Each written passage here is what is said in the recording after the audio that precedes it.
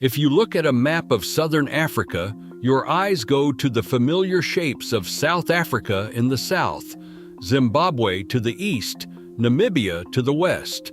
But right in the middle, landlocked and entirely surrounded by its neighbors, sits Botswana. At first glance, it looks like a geographic blank, a country with no coastline, no mountain range to define it, and no famous city on the international map. But here's the first thing that surprises people. Botswana is almost exactly the size of Texas, bigger than France, bigger than Spain. It contains one of the greatest wildlife spectacles on Earth in the Okavango Delta, a place where an inland river system fans out into a vast mosaic of lagoons, islands, and floodplains that supports more elephants per square kilometer than anywhere else on Earth. It has the Chobe River, where herds of 50,000 elephants gather in the dry season. It has the Makgadikgadi ponds, the largest salt flats in Africa, where 1 million flamingos arrive after the rains. It has the Kalahari Desert, where the Sand People, the oldest culture on Earth, have lived for at least 70,000 years. By every geographic measure, Botswana should command enormous international attention. But when you switch the map to show where people actually live, something appears that stops you cold. Botswana has just 2.6 million people in a country the size of Texas. That is a population density of fewer than 5 people per square kilometer, one of the lowest in the world. And the vast majority of those 2.6 million cluster along the Eastern Rail Corridor, leaving the Kalahari, the Delta, and the Great Salt Pans almost entirely empty. So why does one of Africa's most stable democracies, with English as its official language, abundant natural wealth, and one of the continent's strongest economies, have almost nobody living in it? And why are retirees beginning to look at Botswana's empty map not as a gap on the map, but as an invitation? That's what we're going to find out today. To understand Botswana's empty map, you have to start with the Kalahari. The Kalahari is not a true desert in the technical sense. It receives enough rainfall in the north to support dry savanna woodland and sparse grasslands. But it is not a place that naturally supports dense human settlement. The sandy soils drain quickly. Surface water is scarce or entirely absent through most of the year. The Kalahari covers approximately 70% of Botswana's territory. And for most of human history, only the Sand People, with their extraordinarily refined knowledge of the land's hidden water sources, medicinal plants, and seasonal patterns built over tens of thousands of years, could sustain themselves across it. When Bantu-speaking peoples moved into southern Africa from the north over the last 2 millennia, they settled primarily along the eastern edge of the Kalahari, where the terrain becomes less sandy and more permanently watered, where the Limpopo River system provided some relief from the aridity, and where cattle could be sustained.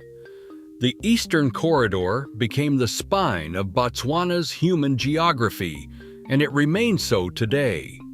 Now leave the Eastern Corridor behind and look at the northwest. The Okavango River flows south from Angola through Namibia and into northwestern Botswana, where instead of continuing to the sea, it fans out across the Kalahari Sands into a vast inland delta of approximately 15,000 square kilometers. The river loses itself in a labyrinth of channels, lagoons, papyrus swamps, and seasonally flooded grasslands that pulse with wildlife on a scale matched nowhere else in Africa. Elephants swim between islands. Lions hunt buffalo on floodplains. African wild dogs, the continent's most endangered large predator, maintain some of their last viable populations here. Hundreds of species of birds nest and feed across the wetland system. The Okavango Delta is a UNESCO World Heritage Site, widely considered one of the 7 natural wonders of Africa, and it is almost completely uninhabited by permanent residents. The water that makes it extraordinary also makes permanent agricultural settlement impossible across most of its area. The very thing that draws tourists from around the world to pay extraordinary sums for safari camps is the same thing that keeps it empty of permanent population. But the Kalahari and the Delta are only half the story. Botswana went through something that shaped its demographics in a way that most people do not know, an HIV and AIDS epidemic so severe that at its peak in the late 1990s, Botswana had the highest HIV prevalence rate in the world. Approximately 35% of adults were infected. Life expectancy collapsed from 65 years in the early 1990s to 49 years by the early 2000s. Population growth, which had been robust, slowed dramatically. The government's response was extraordinary. With diamond revenues funding the effort, Botswana became the first country in Africa to provide universal antiretroviral treatment to all citizens who needed it, a program launched in 2002 that has since been held up as a global model. Life expectancy has recovered to around 70 years. Prevalence rates have fallen, but the demographic shadow of those decades remains visible in the population pyramid today. And the lesson for the present is the resilience it demonstrated, a small, resource-rich country choosing to invest its mineral wealth in the health of its people and succeeding. But here's where Botswana's story takes a completely unexpected turn, because despite everything, the harsh Kalahari interior, the small population, the AIDS epidemic it survived, Botswana has built something that is genuinely extraordinary by African standards. At independence in 1966, Botswana was one of the 10 poorest countries on Earth. Its economy was almost entirely dependent on beef exports to Britain. Then, 1 year after independence, geologists discovered diamonds in the Kalahari, and the subsequent 50 years of diamond-funded development transformed the country so completely that today Botswana has the highest GDP per capita of any mainland sub-Saharan African nation. It has been continuously democratic since independence, the longest-standing democracy on the continent. It ranks first in sub-Saharan Africa in governance transparency. It has invested its mineral wealth in schools, roads, hospitals, and infrastructure to a degree that makes Gaborone feel unmistakably like a middle-income country rather than an African capital. Mercer's 2024 Cost of Living Survey ranked Gaborone 215th out of 226 cities worldwide, one of the cheapest capitals on Earth. And English, the official language, is the medium of government, business, schools, and everyday professional life. Over the past several years, a growing number of retirees, lifestyle migrants, and internationally mobile professionals have been discovering what Botswana's combination of factors actually represents. Let me show you what I mean. Gaborone is a planned capital built almost from scratch at independence, and it has the feel of a clean, functional, modern city that is still finding its character. Gaborone is intimate by design, but growing. At under 300,000 people, it is intimate by capital city standards, but has every amenity a retiree needs. modern shopping malls, international restaurants, reliable utilities, good private hospitals, a growing arts and music scene, and the Fakalane Golf Estate in the northern suburbs, where many expats and retirees choose to live in a secure, beautifully landscaped community with a world-class golf course and housing that would cost 10 times as much in any comparable American suburb. Rent for a comfortable one-bedroom apartment in a secure Gaborone neighborhood runs $200 to $400 per month. A meal at a good local restaurant costs $8 to $15 per person. Here's what a comfortable monthly budget looks like in Gaborone. Rent, $250 to $450. Food and dining out regularly, $200 to $350. Healthcare insurance, $75 to $150. Transportation and entertainment, $100 to $200. Total, $625 to $1,150 per month. The average American Social Security check for a couple covers a very comfortable lifestyle in Gaborone, with money remaining every single month. But Gaborone isn't the only option. Head northwest along the road to the Okavango and you reach Mon, the safari capital of Botswana, a dusty, energetic town on the Tamalakane River that serves as the gateway to the Okavango Delta. Mon is where light aircraft take off every morning for remote bush camps, where safari operators and wildlife researchers and Delta boat guides share the streets with ranchers and local traders, where the pace of life is calibrated to seasons and wildlife rather than financial markets and commuter trains. A comfortable house in Mon runs $300 to $600 per month, slightly elevated by tourism demand, but still dramatically lower than any American equivalent. For retirees who want to live at the edge of one of the world's greatest wildlife ecosystems, Mon is the access point to a daily life unlike anything available elsewhere. Now, let's talk about the practical side.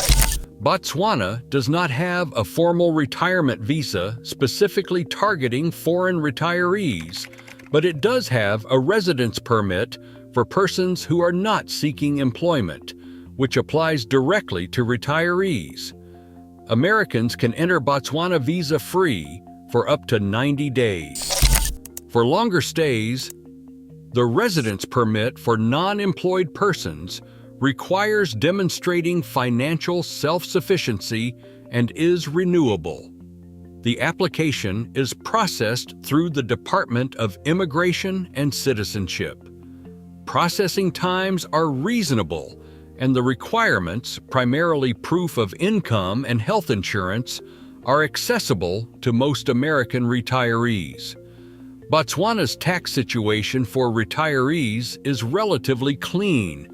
The country taxes residents on income earned within Botswana, and most American retirees living off U.S. Social Security and U.S. investment income have minimal Botswana tax exposure. There is no U.S.-Botswana tax treaty, so Americans still file U.S. returns as normal, but the Botswana tax burden on foreign-sourced income is generally low. Consulting a tax professional familiar with both jurisdictions is worthwhile. Healthcare in Botswana requires honest assessment, as it does for any African destination. Gaborone has solid private hospital facilities, including the Bokamoso Private Hospital and Gaborone Private Hospital, both providing modern care for routine conditions and chronic disease management at dramatically lower costs than the U.S. A private doctor consultation costs $20 to $40. Private health insurance runs $50 to $150 per month. For serious conditions requiring highly specialized care, most expats and retirees plan for medical travel to South Africa. Johannesburg is a 1-hour flight from Gaborone, or a 5-hour drive, giving Botswana retirees access to South African private hospitals that are among the finest in Africa and dramatically cheaper than equivalent care in the United States. Medical evacuation insurance is strongly recommended. The financial math works.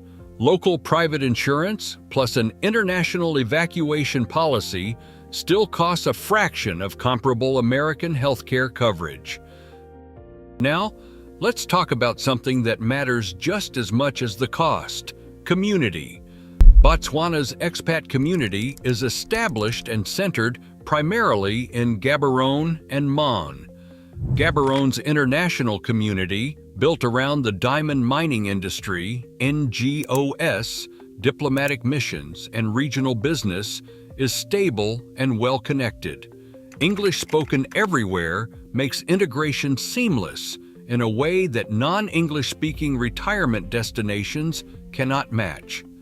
The Botswana people, the Botswana, are known throughout Southern Africa for their warmth, patience, and pride in their country's democratic tradition and natural heritage. The culture of Botho, a Setswana concept roughly translated as Ubuntu, the idea that a person is a person through other people, creates a social environment that is genuinely welcoming to respectful outsiders, and the lifestyle itself. Botswana offers something most retirement destinations cannot: the possibility of the wild at the edge of your life in a politically stable, English-speaking, affordable country. 300 days of sunshine per year, with crisp, dry winters from May to August that are among the finest weather months in the Southern Hemisphere. Evenings cool enough for fires, days warm enough for outdoor living year-round. A drive from Gaborone of 3 to 4 hours puts you in the Kagalagadi Transfrontier Park on the South African border, where black-maned Kalahari lions hunt among crimson dunes. A 4-hour drive northwest reaches Mon and the Delta. Chobe National Park, with its thousands of elephants, is 5 hours northeast. For retirees who want wildlife access as part of daily life, rather than as a once-in-a-lifetime trip, Botswana's geography places multiple world-class reserves within a weekend drive of wherever you live. But here's what makes this moment particularly interesting. Botswana is at a genuine inflection point. The October 2024 elections ended 58 years of rule by the Botswana Democratic Party, bringing the umbrella for democratic change to power in what was widely praised as a textbook peaceful transfer of power. The new government has signaled priorities around economic diversification, reducing inequality, and increasing the transparency and accessibility of Botswana's economy to international investors and residents. Property prices, already low, remain accessible. A quality house in a good Gaborone neighborhood sells for $150,000 to $350,000. A home in Mon, $100,000 to $250,000. For American retirees with U.S. property equity, selling and buying in Botswana can eliminate housing costs entirely. Botswana remains one of geography's great paradoxes, a landlocked country the size of Texas with no coastline and no mountain range to define it, dominated by a desert that covers 70% of its territory, sitting on top of diamond reserves that transformed it from one of the world's poorest nations to sub-Saharan Africa's most prosperous in a single generation, and containing some of the most extraordinary wildlife spectacles on Earth. Its map wasn't drawn by failure. It was drawn by a Kalahari, too arid for dense settlement. by a delta too flooded for permanent farming, by a population ravaged by disease and rebuilt by public investment, and by the fortune of diamonds found 1 year after independence. But for retirees looking for something different, something stable, something English-speaking, something with real wild spaces and a cost of living that leaves money in savings every month, Botswana's empty map is not a warning. It is an invitation to a country where your retirement income covers everything and still leaves room for weekends with elephants, where the official language is English and the governance is honest, where the skies at night are so dark and clear the Milky Way is a physical presence above you. Botswana chose diamonds over debt, conservation over exploitation, and democracy over the alternatives, and in doing so, built something genuinely rare in Africa, a country that works, a country that is almost empty and almost perfect. Before we wrap up, if Botswana is seriously on your radar, here are 10 facts you need to know before you make the move. Fact number 1. Botswana has been continuously democratic since independence in 1966, the longest-standing democracy on the African continent. It has never experienced a coup, a civil war, or a breakdown in constitutional governance. Power has been transferred peacefully through elections, including the landmark 2024 election that ended 58 years of one-party dominance. For retirees considering an African retirement destination and weighing political risk, Botswana's track record is without parallel in sub-Saharan Africa. Fact number 2, your U.S. Social Security benefits are paid in full, even if you live in Botswana. Botswana is not on the Social Security Administration's list of countries where payments are restricted. Your check arrives every month in full, deposited directly into your U.S. bank account, accessible through international ATMs in Gaborone, Mon, Francistown, and other major towns.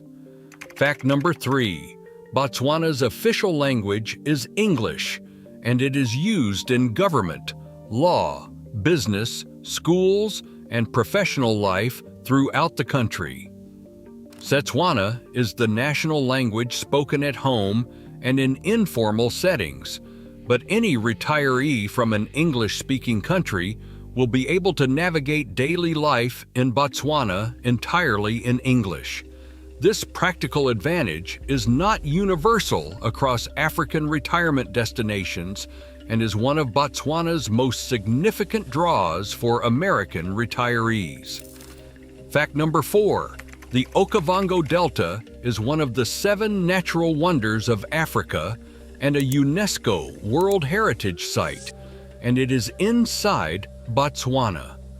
The delta covers approximately 15,000 square kilometers of flooded channels, islands, and lagoons that support extraordinary concentrations of wildlife, including some of the world's largest elephant herds, rare African wild dogs, lions, leopards, hippos, crocodiles, and over 400 species of birds.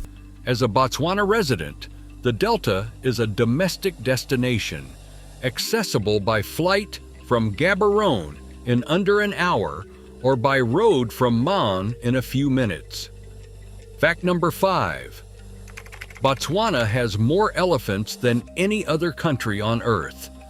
The country's elephant population is estimated at over 130,000 animals, more than a third of Africa's total elephant population, concentrated primarily in Chobe National Park and the Okavango Delta region. The elephant population is so large that Botswana has been at the center of international debates about conservation management for decades. For retirees who have ever seen an elephant in a zoo and felt the inadequacy of it, living in Botswana means living in a country where elephants are a daily backdrop. Fact number 6. Gaborone ranks among the cheapest capital cities in the world. Mercer's 2024 Cost of Living Survey ranked Gaborone 215th out of 226 cities, placing it among the least expensive capitals globally. A single person can live comfortably in Gaborone on $600 to $800 per month, excluding rent, and a couple can live very well on $1,200 to $1,600 per month total, including housing. For American retirees, this cost profile means Social Security alone covers a comfortable lifestyle with surplus to fund travel and wildlife experiences. Fact number 7. Botswana has no inheritance tax, no capital gains tax on most assets, and no estate duty. For American retirees with investment portfolios, retirement accounts, and property held in the United States, Botswana does not tax those assets. The Botswana tax system is relatively straightforward and is not designed to capture foreign-sourced retirement income. Combined with the low cost of living and affordable housing, Botswana's tax environment is favorable for retirees living off U.S. income sources. Fact number 8. Botswana enjoys over 300 days of sunshine per year. The climate is warm and dry for most of the year, with mild winters from May to August that bring brilliant blue skies, cool nights perfect for campfires, and warm days between 18 and 25 degrees Celsius. The summer rainy season from November to March brings afternoon thunderstorms and a greening of the landscape that transforms the Kalahari into something lush and dramatic. There are no hurricanes, no typhoons, and no extended gray winters of the kind that drain the spirit in northern climates. Fact number 9. Botswana has Johannesburg a 1-hour flight away. South Africa's largest city, with its world-class private hospital network, international airport with connections to virtually every major destination, large shopping and retail infrastructure, and everything a major metropolitan area offers, is closer to Gaborone than Los Angeles is to San Francisco. For retirees who need specialist medical care, want access to major international flights, or simply want a day in a global city, Johannesburg is a genuine weekend trip. Fact number 10. Botswana's commitment to wildlife conservation means the country around you remains alive in a way that has been lost almost everywhere else. Since independence, Botswana has consistently allocated between 17 and 20% of its total land area to protected national parks and game reserves. The policy of high-value, low-volume tourism, meaning fewer visitors paying more and disturbing less, has preserved the wilderness character of the Okavango Delta, Chobe, Moremi, and the Kalahari parks far better than the mass-market safari models of other countries. The wildlife outside the parks is also extraordinary. Elephants walk through towns in the north. Wild dogs cross roads in the west. Leopards inhabit the outskirts of Maun. As a resident, you are not visiting wildlife. You are sharing the country with it. Botswana isn't the loudest retirement destination. It has no special visa program targeting foreign retirees, no marketing campaign aimed at American expats, and no famous beaches to put on the cover of a travel magazine. But for retirees who do the research, who want English, safety, extraordinary wildlife, honest governance, and a cost of living so low that social security feels like abundance, Botswana appears at the top of every list that actually matters. Africa's longest democracy, one of the world's cheapest capitals, more elephants than anywhere else on Earth, hundreds of days of sunshine, a Milky Way so bright it wakes you up at 3 a.m. to look at it, a country that is almost empty and almost perfect. Now, I want to hear from you. Would you consider retiring in Botswana? And which appeals to you more, the modern infrastructure and golf estate living of Gaborone, the wild frontier energy of Maun and the Okavango, or the vast solitary beauty of the Kalahari? Leave your answer in the comments below.